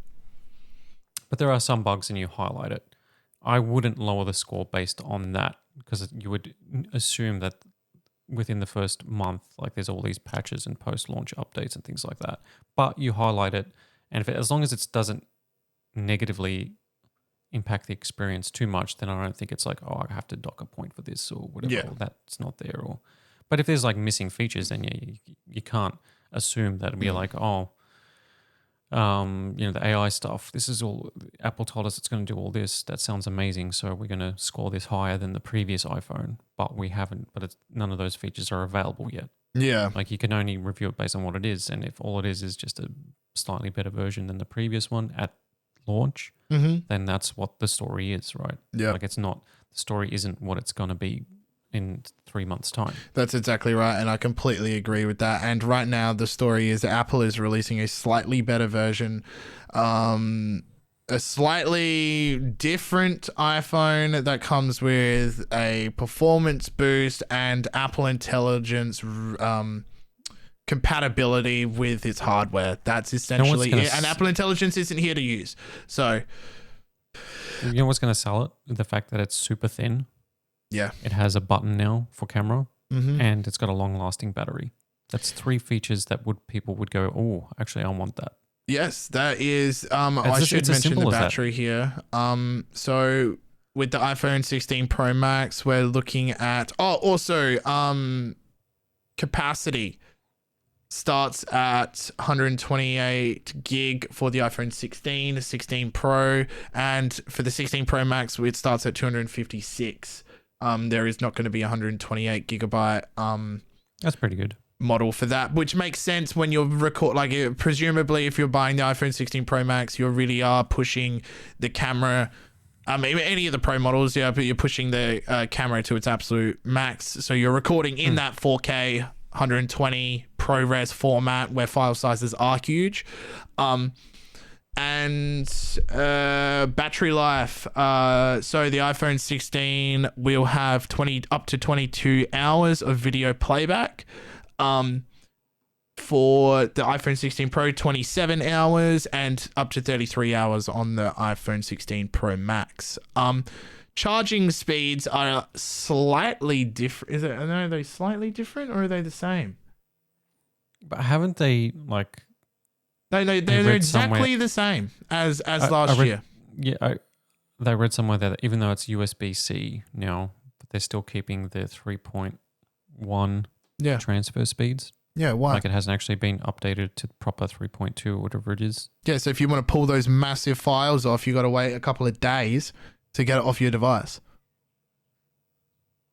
Like it's fast enough to like do whatever live recording to an SSD or whatever, but it's still not. Yeah, that's why you record to an external drive instead of recording to your on-device drive and then pull it off. Because the transfer times will be Yeah. That's just silly. It's like and especially these are the pro phones. So you would think maybe like because they're obviously leaning towards doing more support for these massive files with the increase in minimum capacity, that they would upgrade the USB-C transfer speeds at least in the pro phones. I could see them just leaving it for the standard. Because, they've made concessions. Most of their concessions have to do with the camera in the iPhone 16 base model. Yeah. So, that's a pretty basic overview. You can go check out the articles linked in the description below in the Google Docs link. We've got some pretty extensive coverage. And to be honest, one of the best places to go, and I can praise Apple wholeheartedly for this, is their website. Their website is fantastic for making comparisons from generation to generation. They really do. They've columnized everything. You can add and put in your own devices from previous generations, and they give you a side-by-side of all the specs. Their press releases are always pretty good in terms of like they cover, like they usually feature all the information that you want in there, which is good. Yep. If we're switching subjects, or not subjects, but like the other, I put it in the show notes, the tri-screen foldable phone from Huawei. Did you see that? Yeah. I was impressed. A lot of people are talking about it. It's kind of funny, but it's basically, you got, even Google has a Fold now. Apple hasn't released a Fold yet, but they're working on one, or at least they've they've got one working, and there's just a matter of whether or not they're actually going to release a foldable iPhone. an R&D. Yeah. Samsung have had foldable, whereas Huawei's new what's it called? It's the Mate XT Ultimate design is trifold, so like it folds 3 times. The world's first double hinge. Dual hinge. And it's an OLED display. I know. I just clicking on Anthony's story here. I was wondering if he linked my story because I've spotted this back in August. That's August right. 12th. It was photographed on a plane. Yeah. Yeah, and I thought it was insane. The photo wasn't that good, but you could see 2 creases on the screen, which indicated that there was 2 hinges on this device. That's all that kind of came out. And now there's a video? This is new to me. Yeah, there's a trailer for it. Wow. Check it out. Like, watch the video. Like, it's kind of like I'm pretty impressed with it. Like, Reese, play this video as we're talking about this, please. What's weird is that like the foldable phone thing is like you see them in person and stuff like that. And it's like, yeah, that's cool, but like the extra thickness, like I don't think it's worth it, right? Whereas, but a trifold, I'm like, okay, yeah, that seems kind of cool now. Like a trifold, because you can when it folds that 3 times, like and you got the camera on the back, whatever. It's kind of like any other foldable where it's just like the normal single screen phone that you've got, but then it folds out twice. So then it becomes basically like a full tablet, really. Yeah. So like a full tablet. Yeah. I'll just rattle off some specs fully for unfolded, this. 10.2 inch. Yeah. A fully unfolded 10.2 inch full tablet size. Unfolded, I'm guessing with just one fold. Just one fold. Just one fold. The existing smart Samsung ones. Yep. 7.9 inch, and when it's completely compressed and it's triple folded, 6.4 regular That's smartphone. A 6.4 inch, smartphone, standard phone, basically. How thick is this bad boy? It's actually not too bad. It's actually Huawei's using a silicone anode based large capacity battery. Okay, that's the battery. What's the actual thickness? Obviously it's going to be thicker than a regular phone. Oh, it's got to be. But in the actual trailer, it actually looks pretty, like it looks thin enough. Let me go to the Verge's story. And it's very expensive too. This is like, this is a Lamborghini, 3,000 or 2,800 or whatever it is, US, right? So this is not, a mass market device by any means. Oh, no way. But it's an OLED display as well, so it's like impressive stuff. It's the Apple Vision Pro of smartphones. So it's China only at the moment, but also we don't know whether it become released anywhere else. But I don't actually see the thickness of it when it's all folded. Well, I was comparing my iPhone 15 Pro Max with Anthony's the Pixel Fold, the new one that he went out and got that. He got the Pixel Fold. Yeah, and he came over on Monday night, and we were looking at the thickness, and his folded together is only slightly thicker than my phone. Like, it is super impressive how thin the fold is. And I also think I was holding it and playing around with it for a while. I think Google absolutely nailed the aspect ratio on that thing. It really does feel like when you unfold that, you have 2 phones next to each other. And then when you close it, it's just like using one phone again. And because it's so thin, when it is closed, it still feels like one phone. You know what I mean? That's cool. I think instead of I remember I think it was the 2nd gen Fold. Maybe it was either the 1st or 2nd gen. When you closed it, it felt really candy bar, and it felt like I was making a concession.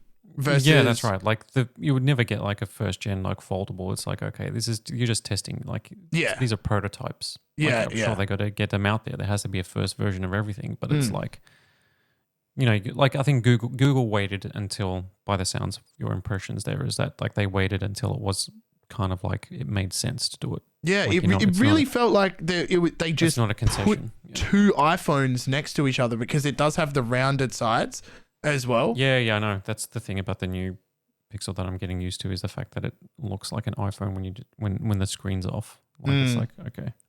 When it's just facing up, obviously the other side of it has like all the Pixel cameras and jut out. But yeah. Yeah. I'm very impressed by it. I would try I and think get... a trifold is kind of cool. Yeah, the trifold is cool. I want to see a review of it. I wonder if it comes with any trifold exclusive features. I'm trying to think of software that would benefit from triple screen. How would you use it's this? 2K by 3K resolution, so it is pretty high res. It's a 5K. What's the refresh rate? 60 hertz? I don't know. Like, I don't think it says. Maybe we didn't get a full spec reveal. No, I think they just teased it because, like, I mean, they're saying that they've already said it's like a 256 gig, and there's going to be a version that's 1 terabyte for like $3,370 US. It works out to be. Jesus. Chinese retailer Vmall reported that 3.7 million pre-orders before pricing was announced. What? Wow. What? Okay.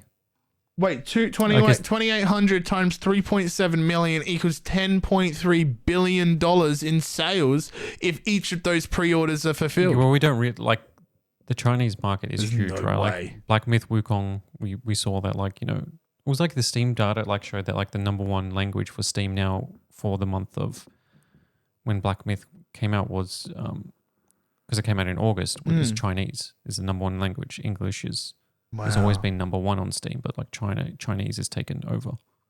Wow. And I don't mean that like in a negative way, but it just shows you that like they've got money to burn. Like they're middle class. Like they've got like, you know. Do you reckon that's going to be fulfilled?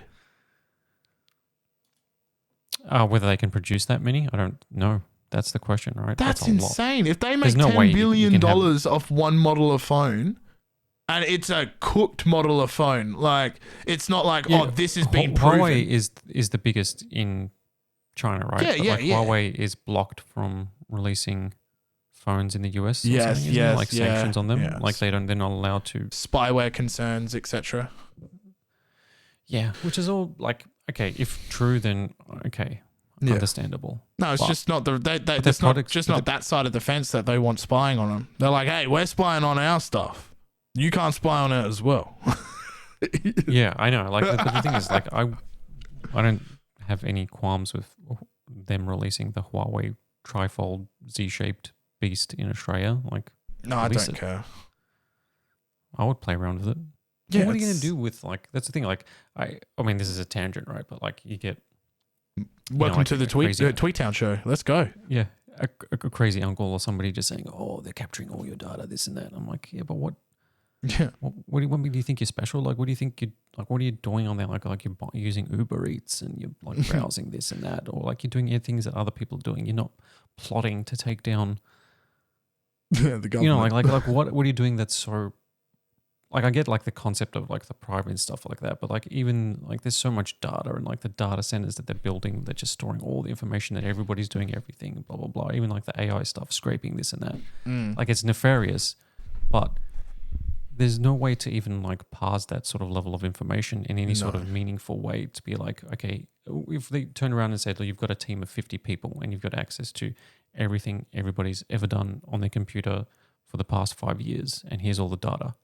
Like, what are you even going to do with it? Like, where do you start? Like, it's gotten to the point where it's just so incredibly insane, the amount of data that's being collected, that it's just being used for ads. It's being used for this. It's being used for that. It's not being hard used to grasp for anything for them to like specifically zone in on you and mess with your life. You know, like it's not going to ruin your Tuesday. They just know that you ordered Uber Eats 3 times this week and you feel a little shitty about that. Yeah.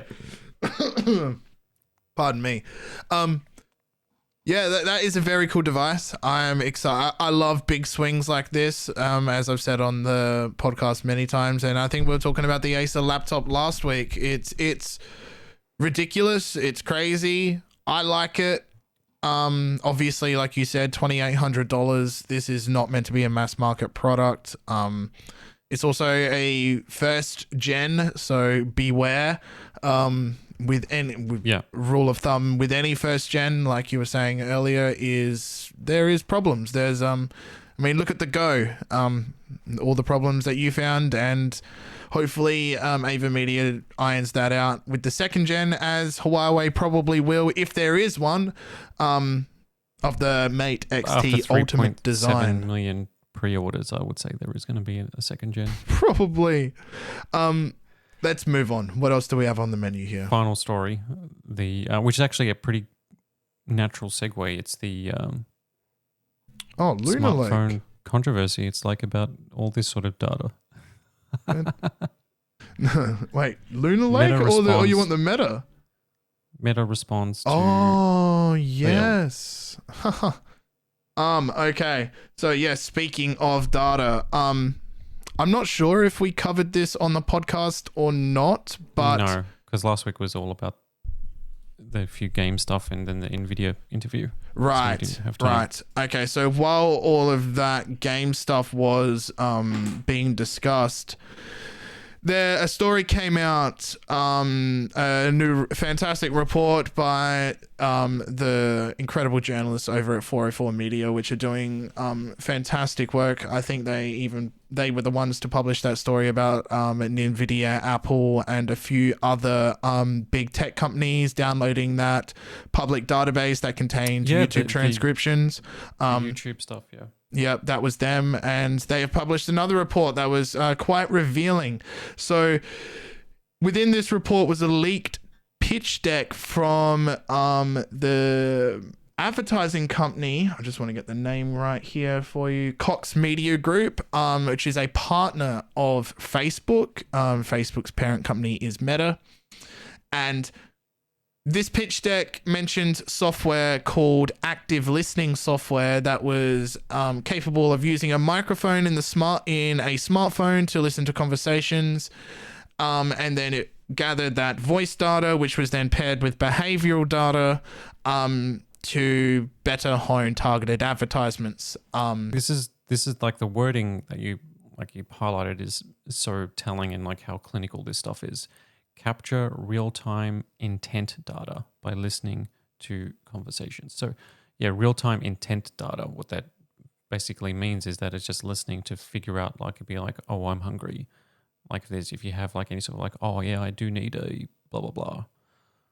Or like when you're talking about subjects or things, or you need stuff, like if you're planning to do something, it's be like, oh, yeah, I'm going to Sydney next week. And they'll be like, oh, he's going to Sydney. All right, time to start feeding him ads about things to do in Sydney, or whatever the case is. Yes, that is exactly right. So this leaked pitch deck stated that Amazon, Google, and Facebook are partners of CMG.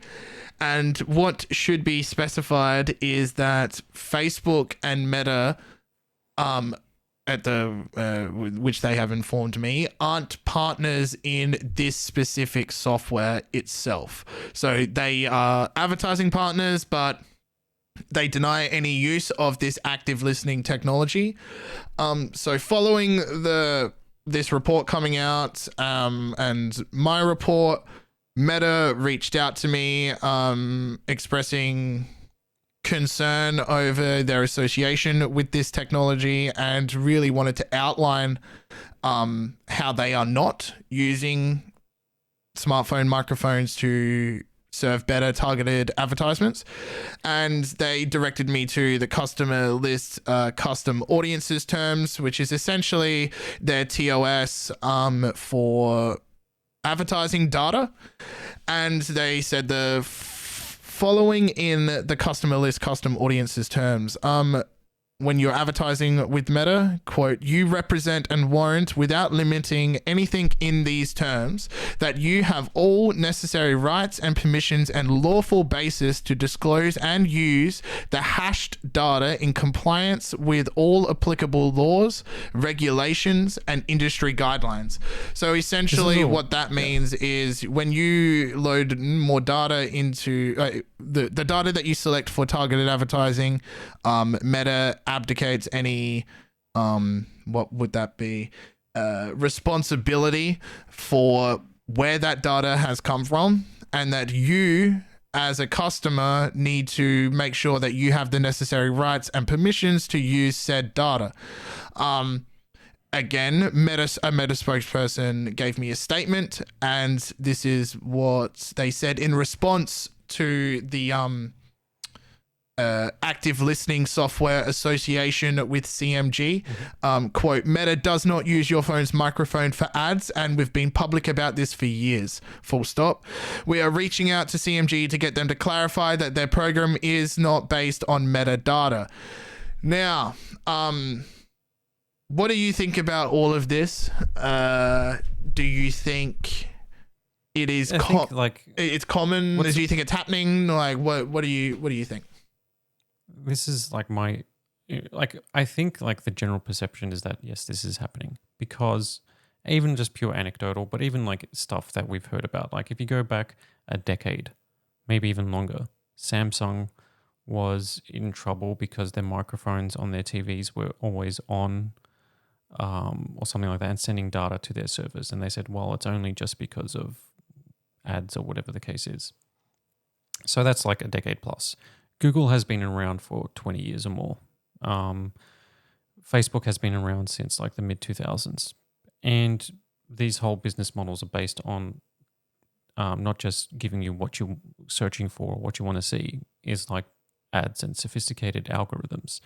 And outside of that, like this is like 20 years of that technology has been advancing. You've got like psychologists, teams of hundreds of people. You got algorithms that are all designed to feed you ads and stuff like that. But then you've also got technology where it's like you agree to terms and services where everything on your phone is theirs, not yours, or whatever the case is. You know, like you sign your life away when I agree to like 50 pages of stuff. All right, so even outside of all of that, you got all of that history. But then you've got, you could ask anybody, or even like if you took a poll of like 100 people, say over the past 4 or 5 years, have you thought about something or talked about something or mentioned something in a conversation, and then before you actually searched for that item, like before you typed it into a Google search bar, before you typed it into Facebook or whatever the case, or Amazon, you were fed an ad for that thing, and you just almost felt like you were being watched. Yes. Like you were saying like, oh, we need a new toaster. Or you can't even remember if you said it. Maybe you thought about it. And then all of a sudden you're getting toaster ads. Yeah. And you're like how did that happen? Because Yeah. I haven't even started searching for it, right? So there's probably, even if you surveyed 100 people, you would get more than 50 that would have a specific example of that, I would say. I agree. Like heavy smartphone users, right? Yeah. So with all of that, are they using the microphone to listen in? They've been using the microphone to listen in for decades. Now, whether that's being used to record, maybe not. Maybe it just listens for words and then records those words, and then it uses that to feed you ads and an algorithm, and that's all it is. There's governments and, like Edward Snowden and all those sort of things where they've made it clear that, yes, there's backdoors to all this sort of stuff. Yes, if they know your phone, they can just activate it, and they can just listen constantly. Like they can just have it like feeding them data, and you don't even know. Like, all this technology exists. So are they using it? I would assume so. Are they going to admit to it? Probably not. Probably not. An important I'm looking into this more, and I don't think the story ends here by any means. But an important, I think, benchmark would be the data that is sending and receiving out of your device. So let's say that they are listening, and it is the process of converting what we are saying in a conversation to the end result of a targeted ad being served to you about a topic that was talked about in that conversation would be the following. It would be microphone tracking, what is said in the sentence, so speech then converted to text, And then once it's in a keywords. text file, a model of some kind, an AI model, would be able to decipher that for keywords. And then through those keywords, it would then further hone targeted advertising per user. Now, I don't think that if they are listening, they're sending audio files back to a server, because wouldn't that mean that everyone's phone play and data usage would be through the roof here? Like, I think the processing would have to happen on device, right? Like from speech to text, for then it to be a kilobyte file that's tiny that can then be sent off. You know what I'm saying? Yeah, I get what you mean. Yeah, like as in they're not, because the way we think about it like in movie terms, where somebody's across the street, like listening in headphones to a conversation, where Yeah. in fact it's just your phone running this little thing where it's just listening out for specific words, right? Where it just goes, it takes, like it says, like specific keywords, like intent, like it just searches for need this, like there's probably a whole list of things. Trigger words. Yep. And then it just stores that and then feeds that into like an online thing where it's just sending the text, which is just like a few kilobytes, like you say, max, or not even like a few bytes. It's just like, and it's also like compressed. You can compress text. You can do all that sort of stuff, especially if it's all a specific keyword list or whatever the case is. Yeah. But then that's speculating how it might work, because we don't. Yes. Because there's no like deep dive saying like this is how it works. No, there's nothing online that I know of. They will never tell you. Well, they as in these social media platforms, Google, anyone that could be possibly listening is probably not going to tell you how they are. But then there's also like, yeah, go ahead. Like I think we're talking about this offline last week, and I said that like I think that there's also a side of it where people give too much credit to the idea that they're coming up with something original. Yeah, confirmation bias. I need a toaster, or I this that, like because like based on like your photos and your social media posts, your profile, your age, where you live, they track where you move, right? Like Google, like, you get like a monthly thing. This is where you were for the past month. You visited 16 cities. You were here, you were there, you were at this restaurant. And you're like, oh, cool, right? But like if you gave that to somebody like 30 years ago, they'll be like, what in the hell? You're following my every step of the way, right? You're tracking me. So you got all this sort of stuff, and you got sophisticated algorithms. You got like teams of psychologists and stuff like that. But then you've also got studies that show that most people are, like you can lump people into certain categories, and you're not really as original in terms of like what your needs or your wants as you think you are. Like if they have all this information on you, then they can target ads. They could probably accurately predict, and also based on your purchases as well. Like this person hasn't used a toaster, but they bought bread X amount of times, so they probably need a new toaster. Like all this sort of, like, because that's all being tracked, right? Like they know what you're buying or what you're purchasing, like this, that. Like I think the algorithms are sophisticated enough to be able to potentially just predict what you need before you even think you need it, before you even think about it accurately, because that's how. Because this is what drives these businesses' profits, right? Google, Facebook, Meta, billions of dollars, trillions of dollars. Yeah. And there's so much being fed into it. Like, when there were like leaks from, or people like that were kind of like whistleblowers from Facebook in the early days talking about how but even just how they try to keep you on their site, right? Like the level of psychology that goes into it. And then the fact that like, I would never let my kids use this, based on like, how they create like this whole system of being addictive and things like that. Like there's, and then that's all just to feed the money machine and the ads, right? Like this is an insatiable beast. It is. And given the size of it, we really need to be consider the level of sophistication of the entire process of that is like it could be extremely sophisticated, more than what even we are describing now. And we could be just experiencing confirmation bias in like we're having a conversation like this, and a brown vacuum is what we're talking about, and I open my phone, I see an ad for a brown vacuum, but I noticed that because of the conversation we just had, but I don't see, like say previously, the thousands of ads it got wrong. You know what I mean? Yes. From previous conversations. That's the same. Yeah, that's like the thing about, there was a study like, or even like I knew somebody like that worked in like, weather, right? Like predicting the weather and stuff like that. And they were saying like we get it right like 98% of the time, or 99% of the time. It's pretty much spot on most times, like 95% of the time. But when it's wrong, right? Like you said it was going to rain, but you didn't. And that's the one that people remember. Yeah. So it's like, okay, for 38 days, the weather prediction was 100% right on spot on. But you only noticing the one time it was off, and you make that opinion known. And it's like you're exactly right. Like that could be it as well. Like it's confirmation bias. Yeah. Yeah, you're looking for information to confirm your own opinion, and it just happens to be when you're presented with an ad about something that you just talked about. But there are like ones that do feel kind of like freakish. But like the thing is as well, like even with all of that, I think the microphone is a data point, right? That they're making use of. Like if it's there, why wouldn't you use it?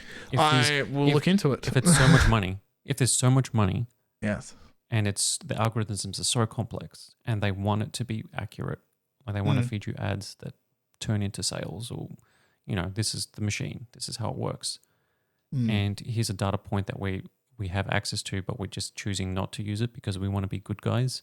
Yeah, all of a sudden, even though everything we know about how they operate their business is just like how they design, they withhold you viewing, they stagger out likes when people are liking something or views in like a YouTube video, what it is, they stagger it out over a couple of days to make it seem like, there's constant positivity, like you're getting that dopamine hit constantly, that's how like if that's what they like, there's no end to it. Yeah, there's no like, it's like, let's say all of a sudden it's like, okay, that's where we draw the line. Yeah, let's say we know how invasive TikTok is, with it having access across apps to the data and whatever you're looking at. It would be incredible, absolutely incredible, if TikTok had access to everything in your phone besides the microphone. Like that's where they're like, nah, you know what, we'll stop there. That's crazy, apps, right? It's like, well, to use Facebook Messenger, like if you want to send a voice message, it's like, do you give this app access to your camera, microphone, and thing? And it's like, yeah, because it's a communications app, but it's also an advertising platform. Yeah, you know true. What I mean, like, so you're giving consent as well. Yeah, that's it. Yeah, yeah. Well. We'll wrap it up there because we're gonna get into tinfoil hat territory if we go for too much longer. All I can say is that I am looking into it, and there might be something in the future that explores this topic more, with benchmarks and testing. And yeah, I think we have reached the conclusion of this week's episode. Thank you very much for listening. If you've made it this far, as always, down in the description below is a Google Docs link with all of the stories that we talked about during this episode, plus some extras that we didn't get to. Do you have anything to sign this episode 51 off? No, we may not be having an episode next week. Oh, yes. Oh, yes. We are heading over to China next week for an MSI event that I'm not sure we can talk about. Yep, it's an event. Yep, and we'll be also in Hong Kong, and yeah, it's going to be fun, but that's happening. Actually, maybe we record early or whatever. We can record early. That's okay. Yeah, we'll work something out. But either way, you guys will hear about the trip, and we'll bring back any relevant information that we deem we'll try worthy. And find one of these trifold phones. Oh yeah, I'll see if I can get in contact with Mr. Huawei himself while I'm over there. All right, guys. Thank you very much for listening.